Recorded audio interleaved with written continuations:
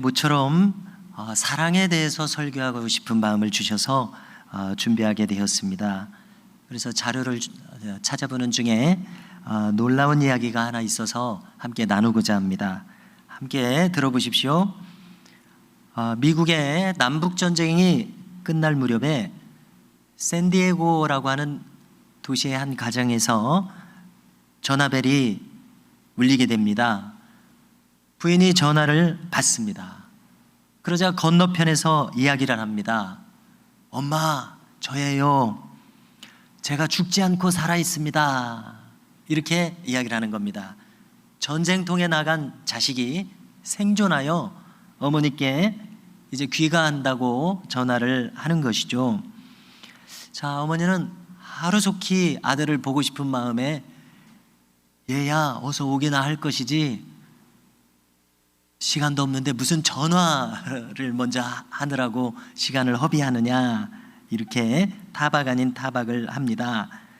그러자 이제 아들이 말합니다. 예, 어머니 곧 갈게요. 자, 그런데 한 가지 여쭤볼 것이 있습니다. 함께 전쟁에 임했던 제 친구가 한 사람 있는데 이 친구는 오갈 데 없는 친구입니다. 제가 이 친구와 함께 귀가를 해도 되겠는지요?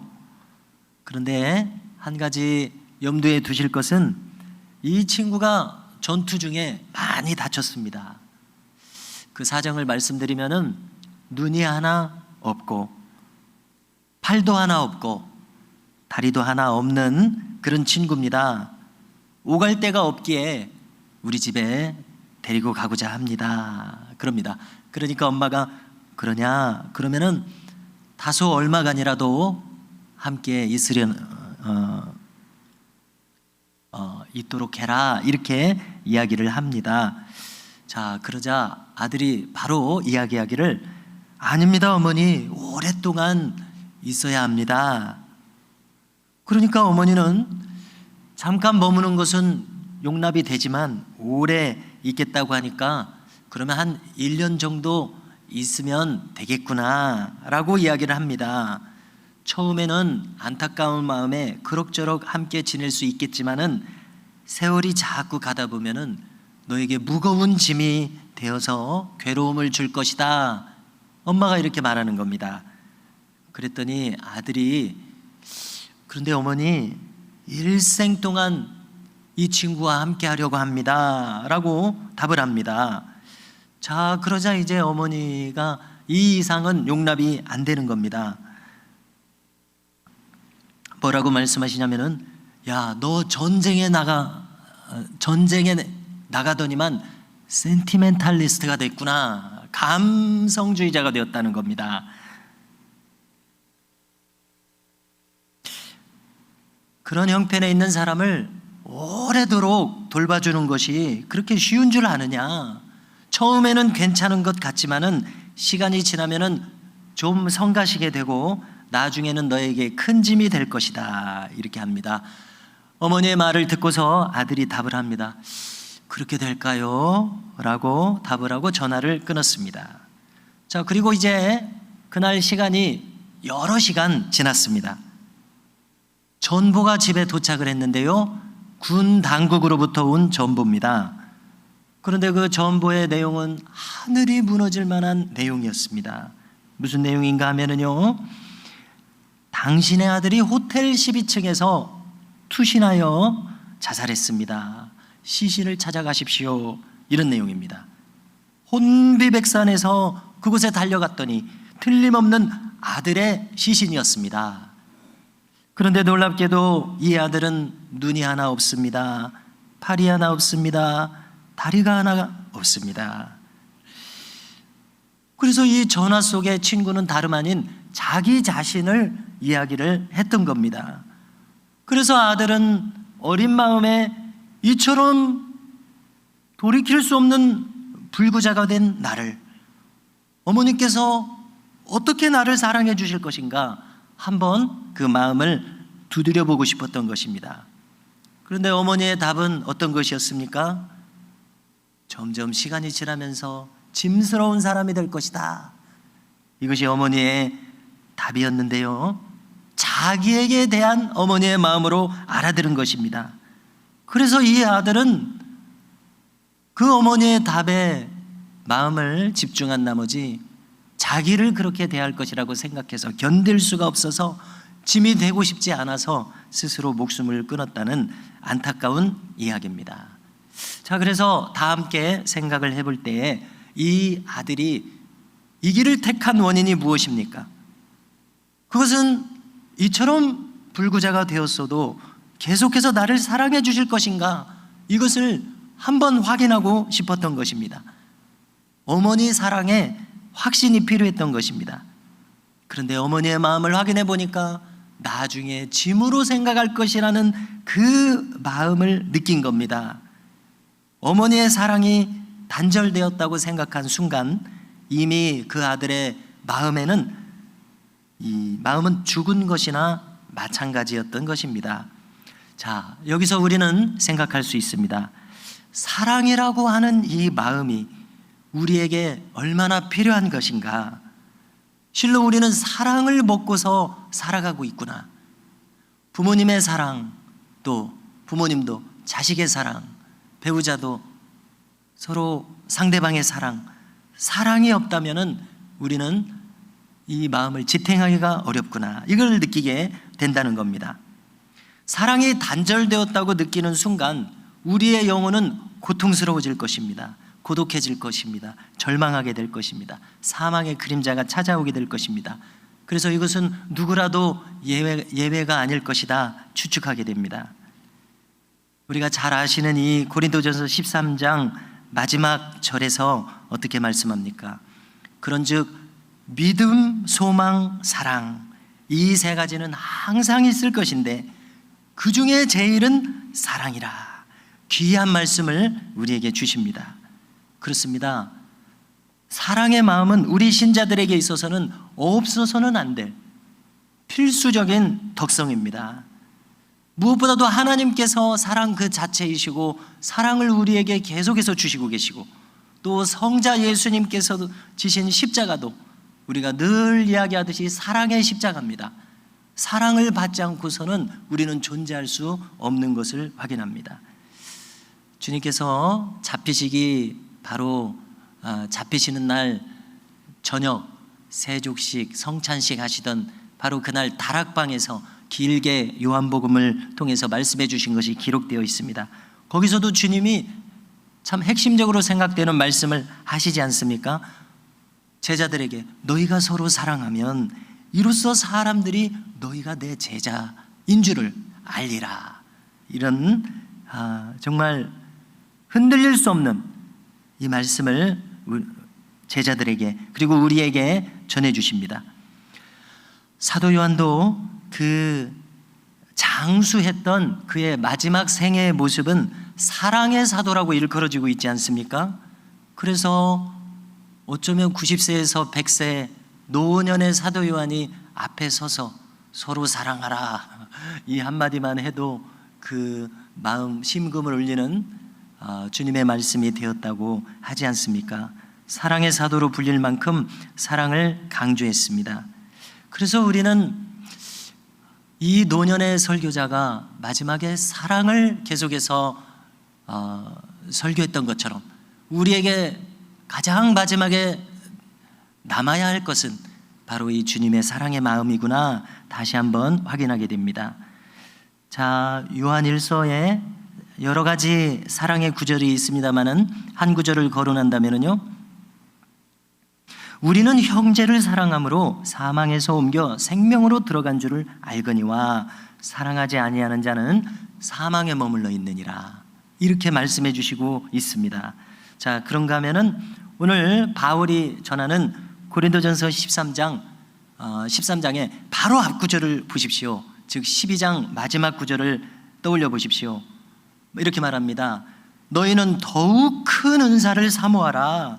내가 또한 가장 좋은 길을 너희에게 보이리라 말씀하시고서 이 사랑장에 들어갔습니다.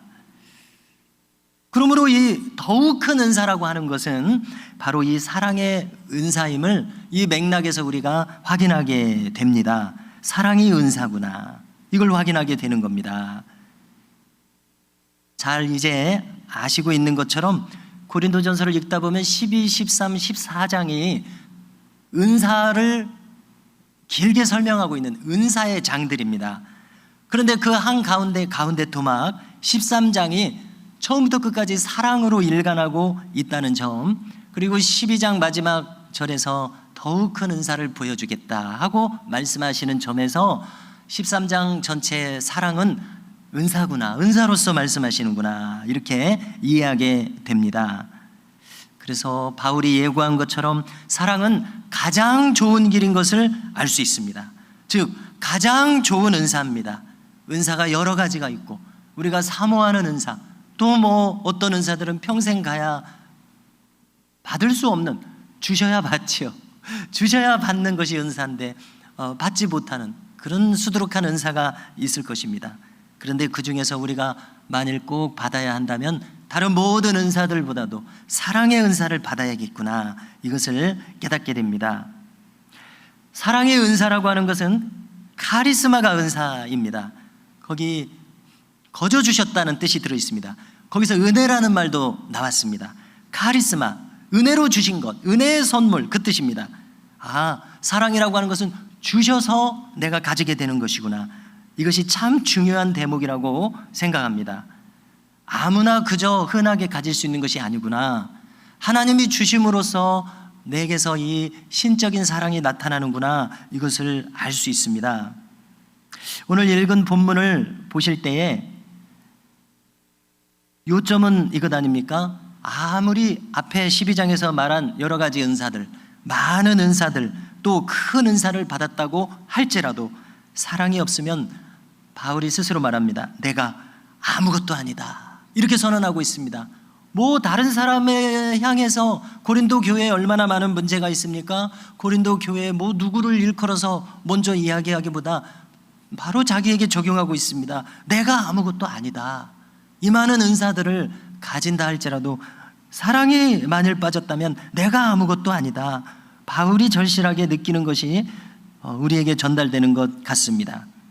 놀라운 것은 이걸 강조하여 말하기를, 사랑이 없으면 내가 울리는 꽹과리와 같다. 자, 꽹과리 소리가 이 연주 상태에서도 시끄러운데 연주 상태가 아니면 정말 이만한 소음이 없습니다. 이 꽹과리 소리만큼요. 이 울리는 꽹과리와 같다. 이 귀를 자극하는, 별로 듣고 싶지 않은 그런 소리요. 사랑이 없으면 내가 어떤 은사를 나타내도 바로 그와 같다, 이렇게 분명하게 말해주고 있습니다. 사랑이 없으면 그 훌륭한 은사들이 무용지물이라고 하니 사랑이란 반드시 있어야 할 은사구나, 새삼 깨닫게 됩니다. 자, 저는 이 점을 생각해 봤습니다. 나의 기도 소리를 한번 생각해 봤습니다. 제가 예를 들어서 그냥 우리말로 기도하기도 하고 또 방언으로도 기도할 때 이 소리에 좀 신경을 씁니다. 왜냐하면 다른 사람은 둘째치고 제가 먼저 듣기에 내 이 소리가 좀 거칠으면은 저부터가 이게 듣기가 좀 거북해요. 우리말도 그렇고 또 방언도 그렇고. 그래서 좀 부드럽게 하고자 의식적으로 그렇게 합니다. 그러면 어쩌면 누군가 혹시 들을 때도 좀 부드럽게 들리는 것이 좋겠다, 이렇게 생각을 합니다. 만일 내가 듣기도 거북하고 다른 분도 듣기도 거북하다면은 이거 참 별로 좋은 방향이 아니라고 이렇게 생각을 하게 되는데요. 내 소리가 거슬린다고 할 때 여기는 지금 무엇인가 중요한 것이 빠져 있겠다는 겁니다. 그것이 사랑이 아니겠냐, 이렇게 생각하게 되고요.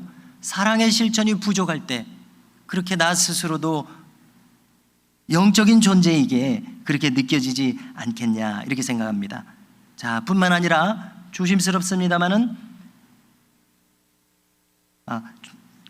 타인이 나의 기도 소리가 합당치 않게 느껴질 수도 있습니다. 소음처럼 느껴질 수 있습니다. 역시 무엇인가 사랑이 빠져 있기 때문에 그러한 분위기를 하게 되는 것이 아닌가 생각하게 됩니다. 그렇습니다. 사랑이 없으면은 그 좋은 은사들, 능력들이 무의미해져 버립니다. 그러므로 우리는 사랑을 정말 추구해야 되겠는데요. 3절에서 이렇게까지 말씀합니다. 내 몸을 불사르게 내어줄지라도 사랑이 없으면 내가 아무것도 아니라고 합니다. 이 구절을 읽을 때마다 참 다시 생각해 보게 됩니다. 아니, 자기 몸을 불사르게 내어준다면 그것보다 큰 사랑이 없을 수가 있나요? 그것이 사랑이 아닐 수가 있나요? 거듭거듭 생각해 보게 됩니다. 몸을 불사르도록 내어준다면 그것이 사랑 아닙니까? 바울은 말합니다. 그것이 사랑이 아닐 수 있다고 말합니다. 그렇다면 우리가 아무리 봉사를 해도, 아무리 헌신을 해도, 아무리 구제를 해도, 아무리 교회에 어떤 사역을 해도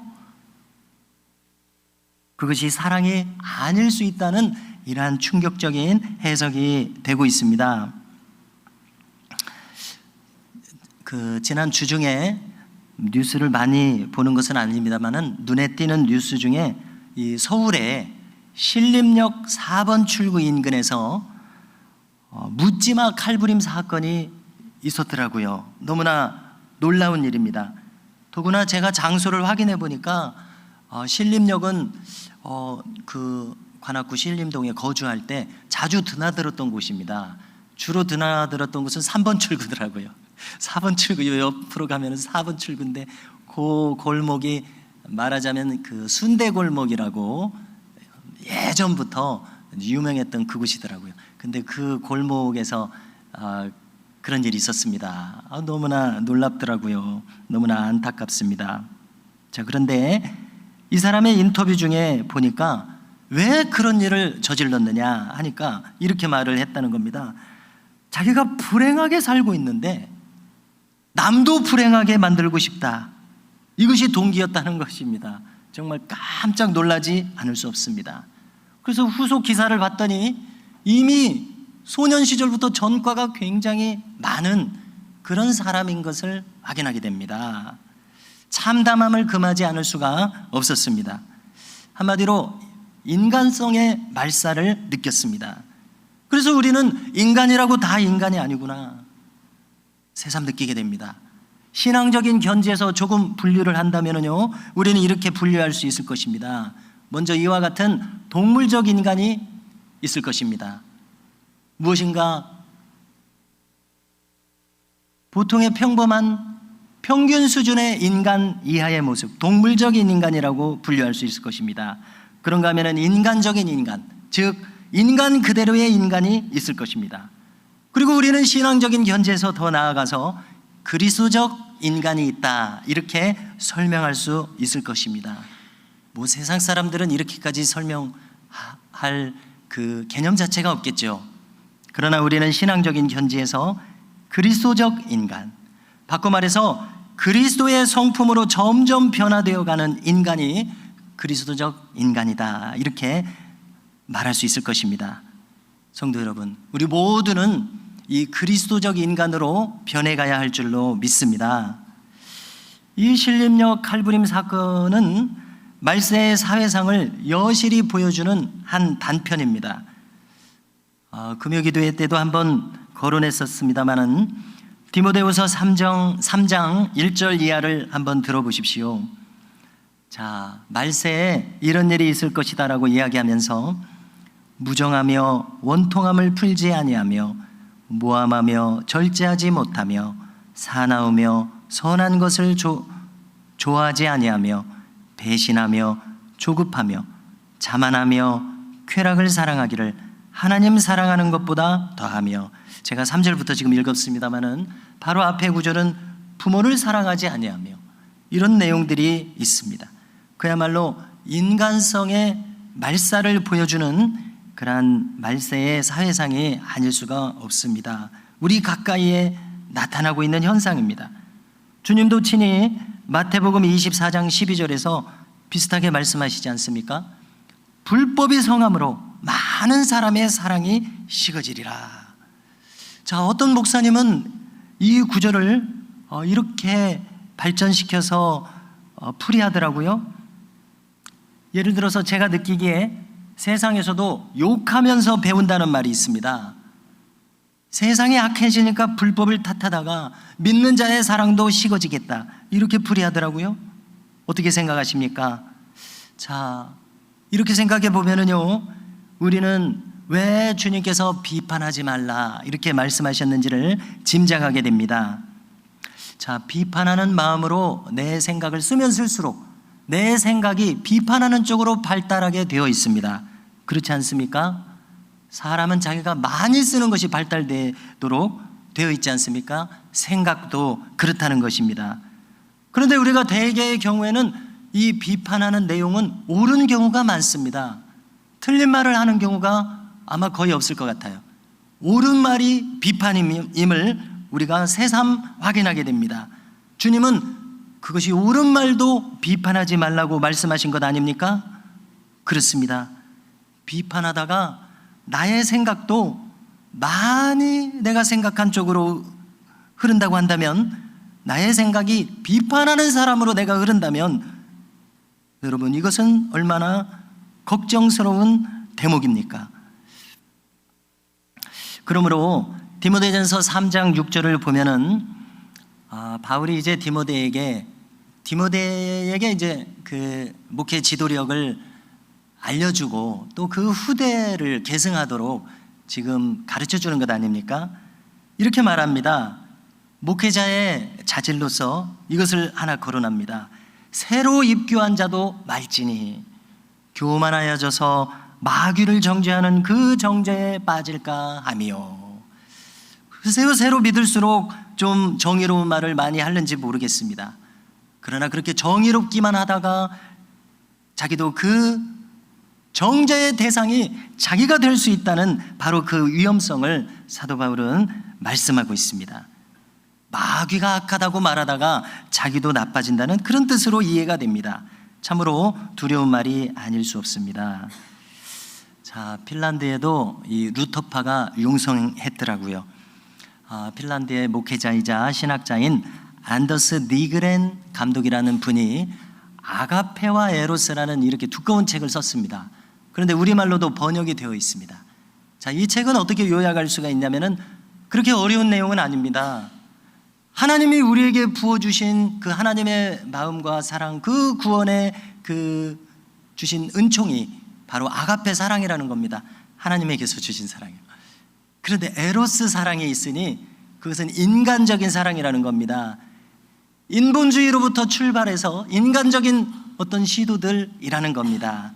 그것이 무엇이 되었든지 간에 인간적인 시도인 것은 그것은 아가페 사랑과 완전히 다를 수밖에 없다, 그런 내용입니다. 즉 아가페 사랑이 위에서 보여지는 하나님의 사랑이라면 에로스 사랑은 하나님은 빠져 있고 인간 위주의 사랑인데 이것이 문제가 될 수 있다는 것을 말해주고 있습니다. 관련해서 흥미로운 소설이 하나 있더라고요. 그것은 이 성경의 이야기를 각색해서 여러 가지 소설을 잘 썼던 노벨상까지 받았더라고요. 오스카 와일드라는 인물이 쓴 살로메라는 소설이 있습니다. 자, 이것은 성경의 내용은 아니고 그걸 좀 응용해서 각색한 것입니다. 살로메는 누군가 하면은 세례 요한의 목을 요구해서 소반에 담아온 그 헤로디아의 딸, 바로 이 인물이 살로메 아닙니까? 이 각색한 내용은 이것입니다. 이 헤로디아는 그 헤롯 안디바스에게 자기 원래 남편 빌립을 버리고 헤롯 안디바스에게 갔습니다. 권력자에게 갔습니다. 그래서 살로메라는 이 딸도 생각하기를 엄마는 권력을 추구해서 저렇게 갔는데 나는 어떤 사람을 사랑하면서 살아갈까라고 했을 때 오스카 와일드의 그냥 성경과 다른 해석입니다. 이 살로메는 세례 요한에게 마음이 흐른 겁니다. 그래서 세례 요한에게 자꾸 가서 그 강인함에 매료되어서 사랑한다고 이야기를 합니다만은 세례 요한은 쉽게 말해서 호응을 하지 않는 겁니다. 그래서 살로메가 계속해서 세례 요한을 찾아가고 자기의 사랑을 고백하지만 거절당하니까 애초에 사랑했던 이 마음이 점점 증오로 바뀌게 되어서 이 헤롯 안디바의 생일날을 당해서 네가 무엇을 원하느냐? 나라의 절반이라도 주겠다라고 했을 때 세례 요한의 목을 요구해서 그것을 소반에 담아왔다. 이제 이런 이야기로 흐릅니다. 자, 무엇을 여기서 꼬집을 수 있습니까? 인간 위주의 사랑은 이렇게 잘못 흐를 수 있다는 것입니다. 자기 위주로 흐를 수 있다는 것입니다. 결국 파괴적일 수 있다는 것이 우리에게 조금 심각한 교훈을 주고 있다고 생각합니다. 우리 스스로에게 물어봐야 되겠습니다. 이것을 비추어 볼 때 내가 평소에 신앙생활하는 것은 하나님을 의식하면서 하나님의 뜻을 구하는 그러한 신앙으로 이어지고 있습니까? 아니면 나도 모르는 사이에 나 위주의 신앙생활을 하고 있습니까? 쉽게 말해서 인본주의적 신앙생활을 하고 있는지 우리는 물어야만 한다고 생각을 합니다. 왜냐하면 우리는 하나님의 사랑, 아가페의 사랑을 해야 하기 때문에 그렇습니다. 자, 니그렌의 아가페와 에로스에서 말하는 중요한 대목 중에 하나가 있습니다. 그것은 무엇이냐면은 에로스라고 하는 이 인간의 사랑은 사랑하고자 하는 대상에서 그 가치를 발견할 때에만 사랑합니다. 즉 자기가 좋은 사람 사랑하는 거예요. 쉽게 말해서 사랑할 만한 사람에게 매력을 느껴서 사랑하는 것입니다. 그러나 아가페 사랑은 사랑할 만해서 사랑하는 것이 아니라 사랑하고자 하는 자를 창조해서 사랑하시는 사랑, 이것이 아가페 사랑이라는 것을 이분이 깨달아서 기록해 줍니다. 또 관련해서 어떤 목사님은 칼 바르트의 글을 읽다가 제가 놀랐습니다. 신학자의 글을 읽다가 이 구절을 발견하고서 한참 울었다고 그렇게 기록을 하세요. 무엇이냐면은 똑같은 내용입니다. 하나님은 사랑의 대상을 찾으시는 것이 아니라 사랑의 대상을 창조하신다. 이 대목에서 깊은 감명을 받았다는 것입니다. 우리에게 적용해 보십시오. 이것은 무슨 뜻입니까? 우리가 자격이 있어서 십자가 사랑을 받은 것이 아니었습니다. 나중에 깨닫고 보니까 아직 내가 반역하고 있었을 때, 아직 내가 죄 속에 빠져 있는데도 이미 2000년 전에 그런 나에 대해서도 하나님은 사랑하고 계셨더라. 이 충격적인 사랑을 우리가 깨닫게 된다는 것입니다. 하나님은 사랑할 만한 자를 사랑하시지 않고 사랑하고자 하는 자를 창조하셔서 사랑의 대상을 창조하신 바로 그 사랑이 십자가의 사랑이라고 이해가 됩니다. 우리가 닮아야 할 사랑이 바로 이 아가페 사랑입니다. 저는 믿기는 오직 그리스도적 인간만이 이 사랑을 하게 될 것입니다.